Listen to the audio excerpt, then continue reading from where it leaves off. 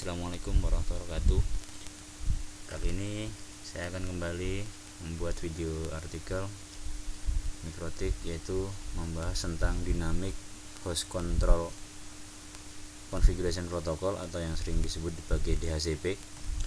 DHCP adalah protokol jaringan yang memungkinkan sebuah perangkat jaringan membagi konfigurasi IP address kepada komputer-komputer user yang membutuhkan. Perangkat yang membagi IP address tersebut itu disebut sebagai DHCP server, sedangkan yang menerima disebut sebagai DHCP client. Ya, contoh gambar topologinya yaitu seperti ini. Seperti biasa, Ether 1 kita sudah request dari modem, kemudian Ether 2 yaitu yang kita gunakan untuk klien menggunakan kabel, nanti akan kita berikan DHCP server, di mana klien dari Ether 2 akan menerima layanan DHCP server tersebut yang disebut dengan nama DHCP client. Sama dengan WLAN atau kartu jaringan untuk wirelessnya 192.168.3.1 kita konfigurasi dengan DHCP server, dan di sisi klien juga akan meminta layanan DHCP server dari wireless. Ya, adapun konfigurasinya kurang lebih yaitu seperti ini. Silahkan buka Mikrotik, kemudian akses Mikrotiknya dengan Winbox, koneksikan. Ya, pertama berikan IP address untuk kartu jaringan Ethernet 2 dengan Ethernet WLAN tadi, yaitu 192.168 kemudian 2.1/24. ini digunakan untuk Ethernet 2. Kemudian satu lagi yaitu 192.168.3.1/24 digunakan untuk WLAN 1. Ya, apply, kemudian oke. Ya, yang akan kita berikan DHCP yaitu untuk Ethernet 2 dengan Ethernet WLAN 1. Klik menu IP DHCP server, kemudian pada tab DHCP ada DHCP setup. Di sini digunakan secara wizard atau langkah cepat untuk membuat DHCP. Klik menu tab menu DHCP setup, kemudian DHCP server yang akan kita arahkan untuk klien. Di sini disediakan layanan pilihan.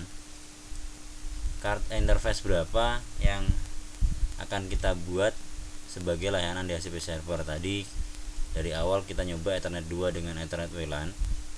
Ya, jadi pilih Ethernet 2 terlebih dahulu, kemudian next. Ya, pastikan DHCP network ini sama dengan IP address yang sudah kita konfigurasi sebelumnya. Jika salah, maka DHCP ini dipastikan tidak akan jalan. Ya, di sini ada 192.168.2.0, yaitu kita ambil dari IP network Ether 2 yang kita inputkan tadi 192.168.2.1/24 memiliki network 2.0. Ya. Next, pertanyaan berikutnya adalah select gateway for given network. Ya. Pilih gateway untuk mau diberikan kepada jaringan ini, yaitu gateway dari Ethernet 2 yang diberikan oleh klien yaitu 2.1. Kemudian next. Ya. Kemudian pool of IP address give out by DHCP server ini adalah dari berapa sampai berapa IP DHCP ini diberikan untuk klien.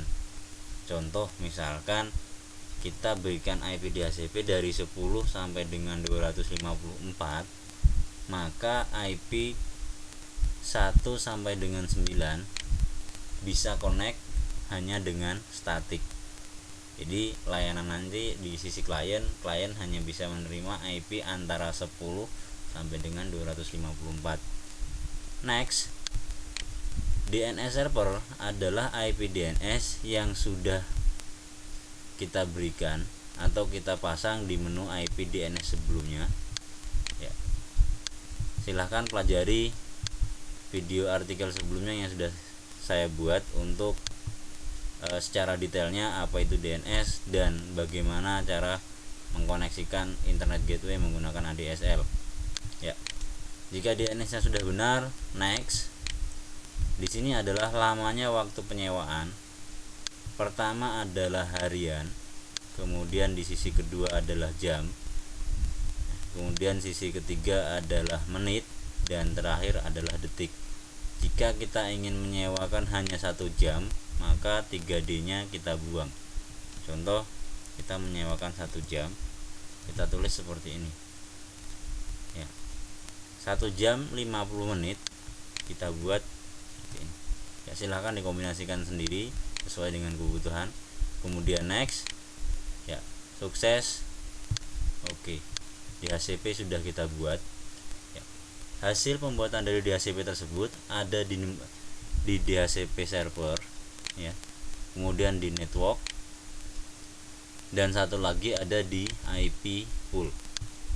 Jadi jika terjadi kesalahan maka bisa dihapus di menu DHCP, kemudian network, dan terakhir ada di pool. Satu lagi kita buatkan untuk wireless, yaitu DHCP. Kita pilih perangkatnya untuk wireless tadi atau WLAN 1. Next ya, apakah benar IP DHCP networknya untuk wireless 3.0? Kita cek di sini, yaitu 3.0 sebagai network WLAN 1 dengan IP address 192.168.3.1 benar, maka lanjut next. Kemudian untuk gateway-nya klien diberikan IP 3.1 benar ya, ini nanti akan dibaca di klien. Kemudian next, ini akan disewakan mulai dari berapa sampai berapa. Contoh, saya akan menyewakan ini mulai dari angka 2 sampai dengan 25, maka angka di atas 26 sampai dengan 254 tidak disewakan. Jadi kalau misalkan sudah disewakan IP-nya ada klien sudah mencukupi atau full sampai 25, maka angka 26 harus dibuatkan sebagai statik ya. Next, DNS-nya mengambil DNS yang sudah kita buat sebelumnya. Next, kemudian waktu penyewaannya kita bisa atur. Misalkan yang di klien kita hanya menginginkan untuk 1 jam ya. Next, sampai sukses ya. Maka sudah terbuat lagi, yaitu DHCP untuk WLAN 1. Networknya diberikan adalah 3.1, kemudian pool yang disewakan ini tadi kita sudah buat ya. Untuk pengujian silahkan koneksikan ke salah satu interface, baik bisa melalui Ether 2 ataupun melalui WLAN 1 ya. Contoh, saya akan mengkoneksikan melalui WLAN 1. Yang WLAN 1 di alat ini sebelumnya sudah saya setting, jadi saya hanya fokus untuk DHCP. Untuk setting bagaimana internet ini bisa terkoneksi, silahkan dibuka kembali video sebelumnya ya. Saya menggunakan wireless sebagai kliennya. Di dalam wireless tadi sudah saya setting, yaitu Davia. Kemudian kita bisa koneksikan, kita tunggu sampai dia mendapatkan IP address dengan status connected. Jika sudah connected seperti ini, kita bisa cek konfigurasi apakah laptop ini sudah mendapatkan DHCP server. Buka di menu Open Network Sharing Center ya, klik kanan di kartu wirelessnya, kemudian cek setting ya. Kita cek WiFi ya. Klik 2 kali dan pilih detail ya. Tadi kita menyewakan untuk wirelessnya angka 2 sampai dengan 25, maka ini sudah berhasil kita ambil ya. Ya, sekarang kita tinggal menguji bagaimana internetnya apakah sudah terkoneksi atau belum. Kita buka browser.